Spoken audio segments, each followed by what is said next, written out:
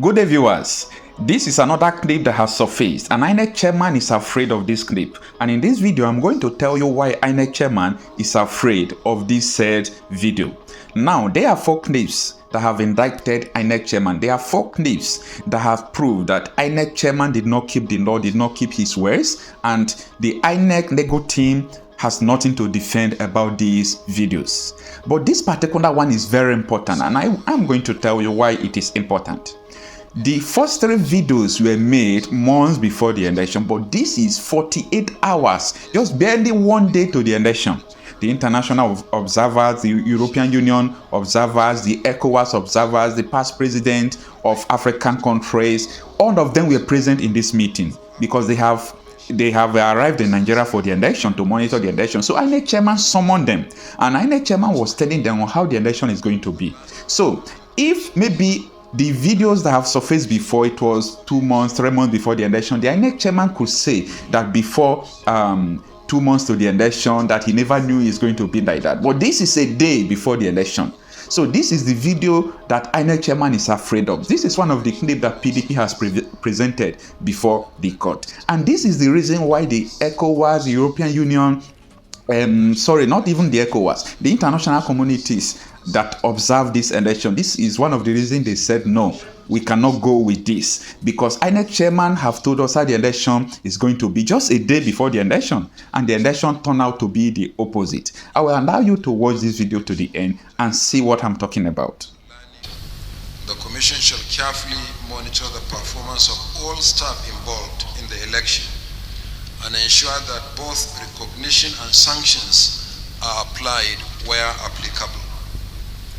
We have completed all the testing of our technologies to be deployed for the election, particularly the bimodal voter accreditation system and the Inec results viewing portal, the IREV.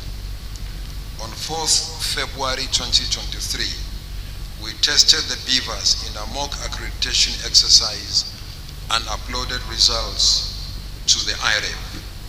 We are satisfied with the performance of the Beavers, which has been confirmed by several groups that observed the exercise. Lessons have been learned from the exercise, which have helped us in training of 10,600 registration area technical support staff for the election. We call them the RATEX. They will provide the necessary support to ensure that the deployment of the Beavers is without hitches. Let me reiterate the procedure for voting as provided in the Electoral Act 2022, which clearly makes the use of the Beavers mandatory. So also is the use of the permanent voters cards, the PVCs. The Commission operates on the policy or rule that no PVC, no voting. And in the last few months, we made 13.6 million PVCs available for collection for new voters and applicants for transfer and replacement of lost or damaged cards. While we are pleased that the rate of collection is higher than in previous years, there are still, unfortunately, many cards that were not collected. Before the end of this briefing, we shall make public a summary of the number of collected and uncollected PVCs in each state of the Federation. The detailed breakdown by polling units will be uploaded to the Commission's website latest tomorrow, Friday, 24th February. The detailed breakdown on polling unit by polling unit is a huge document, really massive document. But we are committed to uploading this information tomorrow on the on our website. To illustrate how big this document is, I am holding here the polling unit by polling unit number of PVCs collected for only 1 out of 36 states of the Federation and the Federal Capital Territory. So these documents in effect terms 36 will be uploaded by tomorrow on the Commission Commission's website, and anybody will have access to the documents. At this juncture, it will not be inappropriate to comment on the National Register of Voters. With 93.4 million records, complete with names, addresses, passport photographs, and biometrics, both fingerprint and facial, the Inec voter register is the largest database of citizens in Africa and one of the largest in the world. However, like all databases, it may not be perfect, but the core of the register is solid. Going forward, the Commission will continue to clean it up using technology and citizens' involvement as provided by law. Through the automated biometric identification system, the ABIS, millions of ineligible registrants have actually been removed from the register. In addition, citizens, the ultimate owners of the register, have helped to clean up the register further during the display of the hard copies for claims and objections in the 8,809 registration areas or wards and 774 local government areas nationwide for a period of 2 weeks from the 12th to the 25th of November 2022, again as provided by law. Nigerians should therefore continue to have confidence in the register as a national treasure and continue to work with the Commission to improve on it as provided by law. But in addition to the hard copies, the entire National Register of Voters was also uploaded to our website for a period of 2 weeks as required by law, during which citizens had the opportunity to scrutinize the register and to submit claims and objections to the Commission, on the basis of which we took steps to further clean up the register. Vote buying remains a major threat to our democracy. We have worked closely with the enforcement agencies to ensure that this is eliminated from our electoral process. We are convinced that our joint operations before and on election day will vastly reduce the prospect of voter inducement, which is not only illegal, but actually immoral. The ban on the use of mobile phones and photographic devices at the voting cubicles is still in force. Some voters have used these devices in previous elections to snap their marked ballot papers for vote transaction. However, citizens are permitted to come to the polling units with these devices as long as they do not take them to the voting cubicles. Our arrangement of placing the ballot boxes near the voting cubicles and away from the party agents remains. Our staff have been trained in the administration of the polling units, and their attention should be drawn to any deviation from that training and the procedure that I described. In the last few weeks, we have been in consultation with other critical agencies and institutions in the administration of the general election. We met with the judiciary about arrangements for post-election adjudication. Last year, we worked with the development partners and the Court of Appeal to conduct workshops for prospective election petition tribunal justices and judges. We have been assured of arrangements for the timely post-election adjudication. We have also met severally with the security agencies, mainly under the auspices of our Interagency Consultative Committee on Election Security, (ICSES). They have assured us of their preparedness to adequately secure the election. This is very important as it will assure voters of their safety during the elections, which is cardinal to voter turnout.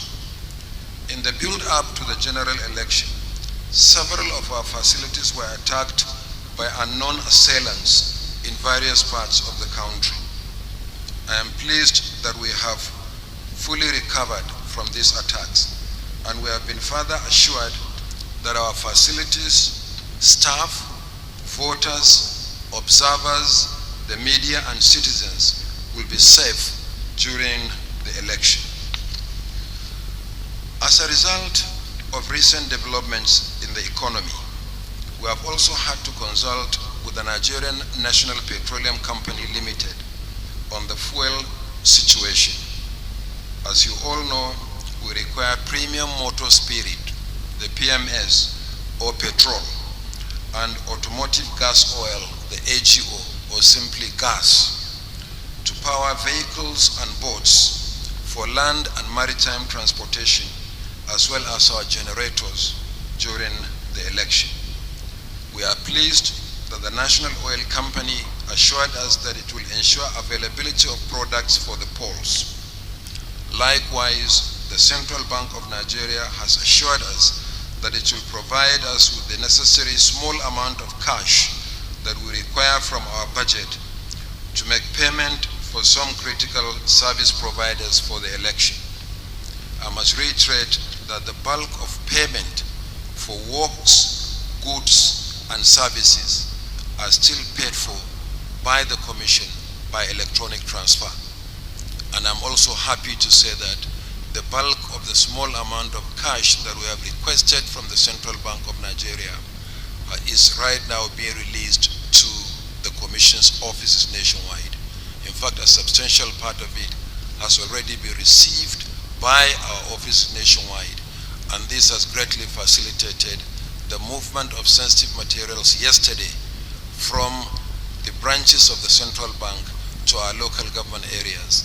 And by tomorrow, we'll batch them and then move them on Friday to the registration area centers. And then on Saturday early morning, they will be moved to the polling units for voting. On election observation, the Commission has accredited 229 groups, deploying 149,913 observers. As I said at the briefing for election observers on Tuesday this week, this is the largest deployment of observers in the history of elections in Nigeria.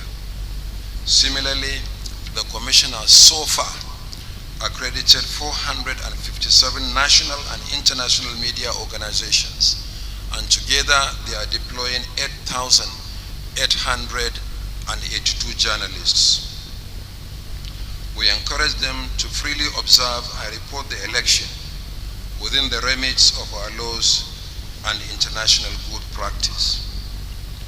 There are 18 political parties fielding candidates for 1,491 constituencies in this election. As provided by law, parties are required to submit the list of their agents for polling units and collation centers nationwide who are individually accredited by the Commission. To make the process easier, we created a dedicated portal for parties to upload the lists of their agents along with names and passport-size photographs. In all, the Commission has printed and delivered 1,642,385 identification cards to our state offices for collection by state chairmen of political parties for their polling units and collation agents. The soft copy of the summary of the list has already been uploaded to our website and social media platforms. And I'm glad to say that we have shared the hard copies of the summary at this meeting. Finally, I want to assure Nigerians that we are adequately prepared for this election. We remain fully committed to a free, fair, and credible process. I want to once again declare that our allegiance is only to Nigerians. Our commitment is to ensure that in this election, we put everything in place for free, fair, credible contest and outcome. I understand that the Inspector General of Police sent a representative. Am I right? Is there anybody representing the IG? Okay, so the Inspector General of Police will join us tomorrow so that together we'll further brief the nation and take questions. I will respond to issues relating to elections, and the Inspector General of Police will respond to issues relating to election security. So on this note, it's my pleasure to welcome all our invited guests, and I am prepared, supported by the national commissioners, to respond to questions, issues, comments you may wish to make, and to take note of suggestions and advice that you may wish to offer. I thank you very much, and I apologize for speaking for too long. Thank you.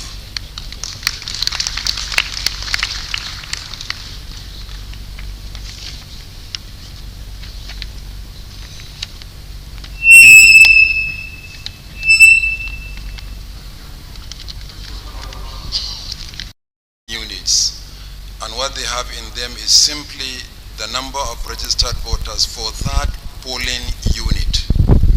And if there is anything called preloaded outside what I've just described, is unknown to the Commission. And I wouldn't hazard a guess over what is unknown to the Commission. But let me seize this opportunity to assure you and assure those who may think that Beavers machines are preloaded, that there is nothing like that. In fact, the machines are configured to start working only at 8:30 a.m. on election day. They can't be operated before the election day. And there is a time frame within which they operate, even on election day. So in other words, I'm unsure what that means. I'm not in a position to answer you, but I hope I've sufficiently responded to your question. Then, Omeza, you talked about the acoustic system here, the sound system. Actually, I'm partially responsible for this in a way, because they are trying to set up this place for collation after what happened yesterday. But I insisted that we must use the Africa Hall for this media briefing. They actually wanted us to use the ASO Hall behind, where we briefed election observers just for today. But I said, no, we must use this facility. So it's good, at least we have tested the public address system. So they will take steps to ensure that this is fixed. But they are actually setting this place up for the commencement of collation, which will be later on Saturday and Sunday. Actually, we are going to commence essentially either late on Saturday or early on Sunday morning. You talked about media accreditation and the absence of car stickers, what assurances. You talked about tax for journalists in Lagos, Oshun, Gombe, and other states of the Federation. And you asked what the Commission is going to do. And this question is related to what Joseph from ITV asked about the media accreditation for collation centers. I've taken note of all these observations, whether they are for tags or car stickers for movement on election day or access to the collation centers. And we'll come back to this immediately. At our briefing tomorrow, we'll be in a position to fully brief you. And I want to assure you that by tomorrow, you will see some considerable progress in dealing with the issues that we have raised. Then there was a question on PVCs collected list. When are we going to make the list available? I actually referred to it in my opening statement. And before the end of this press briefing, we shall circulate the hard copies of the number of PVCs, number of registered voters and PVCs collected on state-by-state basis. And as I said, by tomorrow, we shall upload the number of PVCs collected nationwide on polling unit by polling unit basis. Then finally, Obiora Champion said the senatorial candidate of one of the political parties has passed on and the party is asking for postponement of the election. What is the commission going to do? The law is very clear what shall be done. The law provides for countermanding the election by 2 weeks in that constituency where a political party has lost a candidate but wishes to continue to participate in the election. But as we speak, the commission has not received any official communication from that political party. As soon as we receive official communication and the fact of death is verified, we'll apply the provisions of the law. Now, something similar happened to one of the political parties, I think in Kano, where a candidate died last week. But he has since been buried, and the party has submitted the name of a fresh candidate to participate in the election. So the election in that constituency will continue with the name of the new candidate. There is no need to countermand the election. But the straight answer to your question is that the provision of the law is very clear. Once we're informed and the commission is satisfied by the fact of death, then we'll apply the provisions of the law. There is no confusion in that respect whatsoever. But before then, my attention has been drawn, and I must apologize that I introduced the former president of Malawi as Her Excellency Rupia Banda. I'm so sorry, it's Joyce Banda. I recall that in 2019, the former president of Zambia, His Excellency Rupia Banda, was here as head of one of the election observation missions. He has since passed on. May God bless his soul.